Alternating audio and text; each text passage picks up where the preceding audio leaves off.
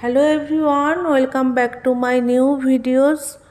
এটা প্রফেশনাল রেঞ্জের O3 প্লাসের blueberry ডিটান mask. This is great for dry skin but you can also use on combination skin.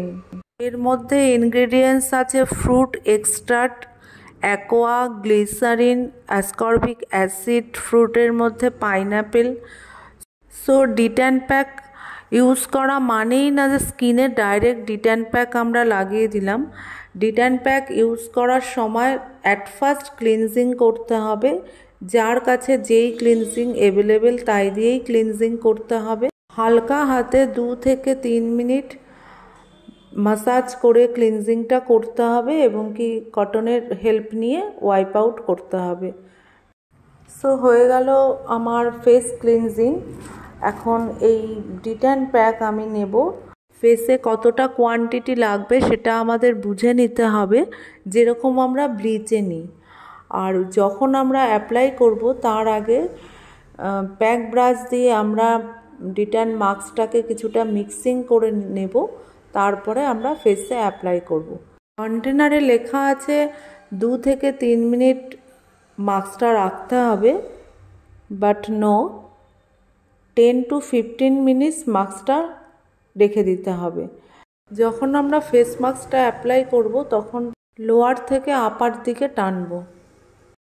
যখন আমরা ডিটানের sitting দেব তখন কাস্টমারদের আমাদের বুঝিয়ে দিতে হবে যে একটা সিটিং নিয়ে তারপরেই তারা উইদাউট সানস্ক্রিন সানরের মধ্যে ঘুরে যাবে, পলিউশনের মধ্যে এরা ঘুরে যাবে, তা কিন্তু নয়.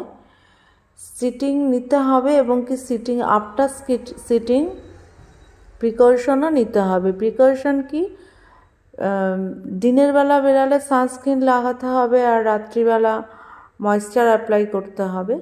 আর যখন আমরা রিমুভ করব ট্যানটা তখন ডাইরেক্ট আমরা কোনো হ্যান্ডকি বা কটন দিয়ে আমরা ওয়াইপ করব না. আমরা হালকা ওয়াটার দিয়ে হ্যান্ডটাকে কিছুটা ভিজিয়ে নিয়ে তারপরে 2 থেকে 3 মিনিট আমরা মাসাজ করব. আস্তে আস্তে মাসাজ করে ডিটানটাকে স্কিন থেকে আস্তে আস্তে তুলব. যখন পুরো ইজিলি উঠে যাবে ডিটানটা স্কিন থেকে, কেননা 15 মিনিটস থাকে যখন, তখন স্কিনের মধ্যে ডিটানটা আটকে যায় এবং যেটা শুকিয়ে যায় বলে, তখন ওটা ওয়াটার দিয়ে আস্তে আস্তে মাসাজ করে স্কিন থেকে ওটাকে লাইট করে নিয়ে তারপরে ওয়াইপ করে নেওয়া সব থেকে ভালো রেজাল্ট পাওয়া যায়. ডিটান যখন অ্যাপ্লাই করব তখন খেয়াল রাখতে হবে যাতে আইজ এরিয়ায় কোনো রকম ডিটান না দেয়া যায়, কেননা অনেকেই আছে এরকম আইজ এরিয়ায় বা আয়ের ওপরেও ডিটান অ্যাপ্লাই করে দেয়, কিন্তু সেটা একদমই রং প্রসেস. আই এরিয়ায় কখনোই ডিটান ইউজ করা উচিত নয়, এটা আইসকে সেফ রাখে.